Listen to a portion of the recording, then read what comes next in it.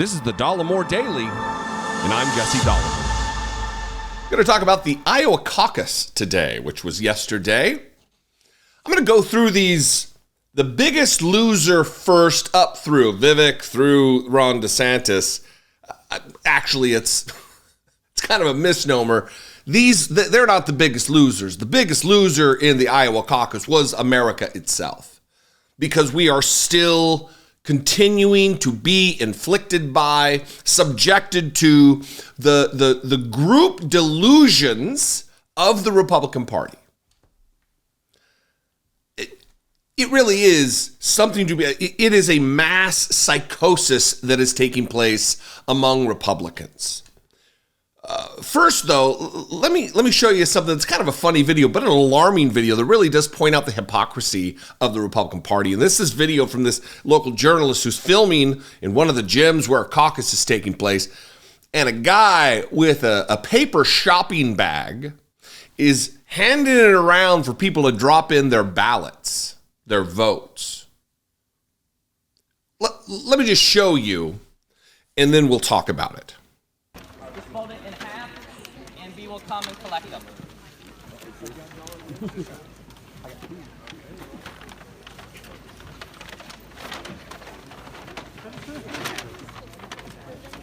Where are Marjorie Taylor Greene and Carrie Lake and Ted Cruz and Mike Lindell, Josh Hawley, and the rest of the election deniers? Where are they, banging their pots and pans, freaking out because of the insecure election? Or is the paper bag method what Republicans want relative to election security, ballot security? Is this the new method?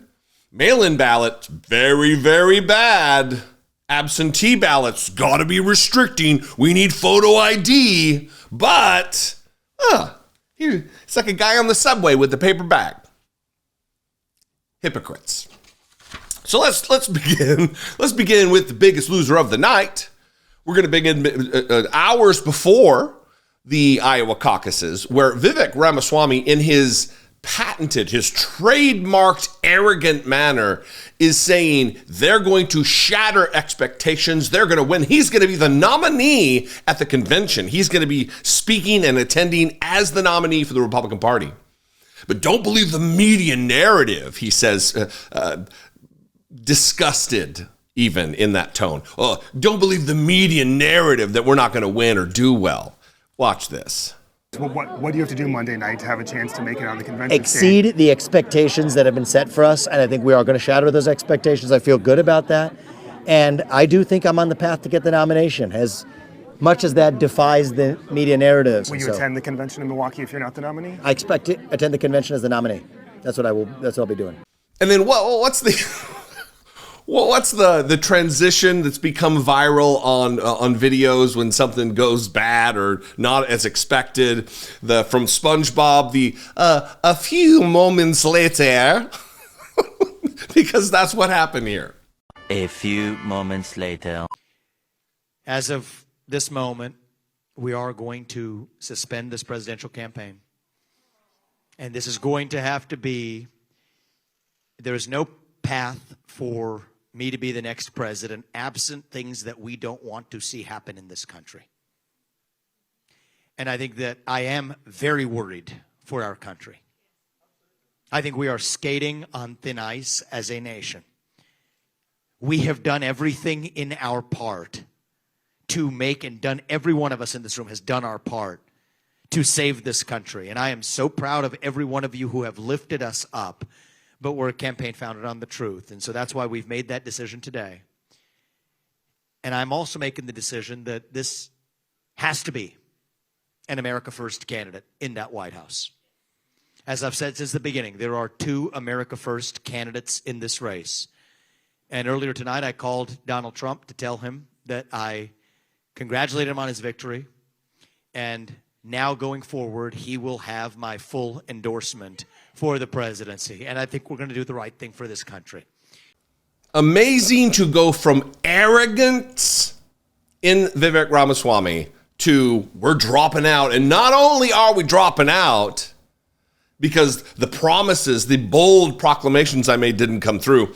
We're endorsing Donald Trump, which of course was absolutely the plan all along. Vivek Ramaswamy wasn't running for president. Vivek Ramaswamy has been running for vice president this entire time. The second biggest loser of the evening, Nikki Haley. It is, listen, some of this is just politics. Some of this is just elections where you set expectations high, or you meter expectations in case you don't do so well, which is what Donald Trump did leading up to in the days just immediately following or immediately preceding the Iowa caucuses. Well, we'll see what happens. A lot of this is just politics. But when you come in third, it is difficult to understand why Nikki Haley would come out of it saying that Iowa has decided tonight. What's the exact quote? Iowa made this Republican primary tonight a two-person race. Presumably speaking of herself, that it's between her and Donald Trump.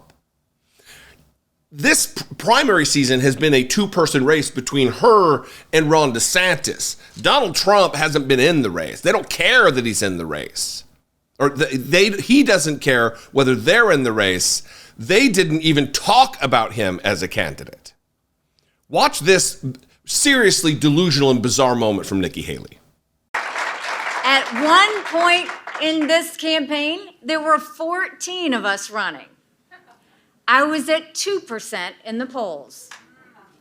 But tonight, Iowa did what Iowa always does so well. The pundits will analyze the results from every angle. We get that. But when you look at how we're doing in New Hampshire, in South Carolina, and beyond,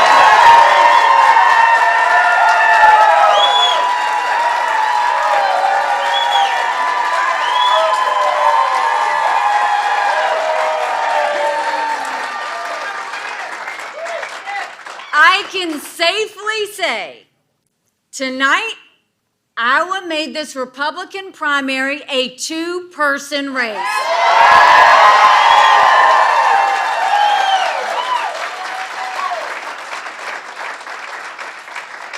Two-person race. Hard to be a two-person race when you got third place, Nikki. Delusional Nikki. Now here's Ron DeSantis. And he uses the phrase that Iowa punched our ticket. I've always thought if you get your ticket punched, it's like in a boxing ring or on the football field if you take a hard hit. That's what getting your ticket punched means. Apparently it's something entirely different for Ron DeSantis. Hey, thank you. Thanks so much. They threw everything but the kitchen sink at us.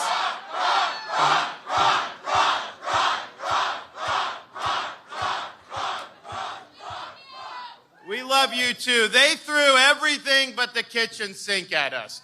They spent almost $50 million attacking us. No one's faced that much all the way just through Iowa. The media was against us. They were writing our obituary months ago. They even called the election before people even got a chance to vote. But they were just so excited about the fact that they were predicting that we wouldn't be able to get our ticket punched here out of Iowa. But I can tell you, because of your support, in spite of all of that they threw at us, everyone against us, we've got our ticket punched out of Iowa.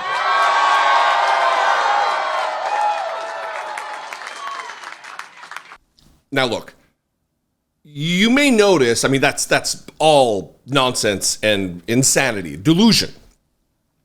But you might notice, again, that Donald Trump isn't really included in all of this. And that is because they weren't running against Donald Trump. Like, I don't know that Ron DeSantis is trying to run for VP. there are constitutional issues, prohibitions to the vice president and president being from the same state. So I'm sure there's some nonsense they could use as a workaround.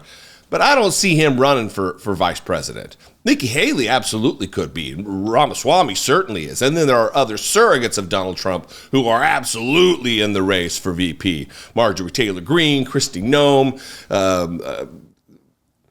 that goof from New York, who's Elise Stefanik. Her name was eluding me. This is all dangerous. This is all bad news for America, because over half of our country is deluded to the point of worship in their cult of their dear leader. This is a guy who not only admires despots like Kim Jong-un, he wants to be like him. He praises him. He admires the way he runs his country. Xi Jinping, he runs 1.4 billion people with an iron fist. That's admiration coming from Donald Trump. And this is who the Republicans want. They've bought into the lie that the last election was stolen. They think Donald Trump has a chance. If Donald Trump got walloped like he did last time as bad as he did, what makes them think it's going to be any different now? Anyway, I would encourage you to take part in this conversation. I want to hear from you. What are your thoughts? 714-576-4054. Of course, you can email me, daily@dollemore.com. I would absolutely love to hear from you. You can also, even maybe better, mix it up in the comments. Let's have a conversation in the comments about this. It helps to encourage YouTube to promote this channel to new viewers, and that's great. If you want to help support my work, other than doing that, other than subscribing and liking and commenting, click the join button below. Become a channel member here. Join the family of channel members to help this content get created for $2 a month. You can also hit the super thanks button or go over to patreon.com/IDoubtIt podcast. I should just get that tattooed right on my forehead so I don't have to talk about it so much. I'm on social media. If you want to see me there, I'm at Dollemore on Twitter and Instagram, Threads, TikTok, Facebook, Blue Sky, all of them. Everywhere there's social media, I'm there. At Dollemore is what you search. I will see you next time. Yikes. Be genuine. Take care of one another.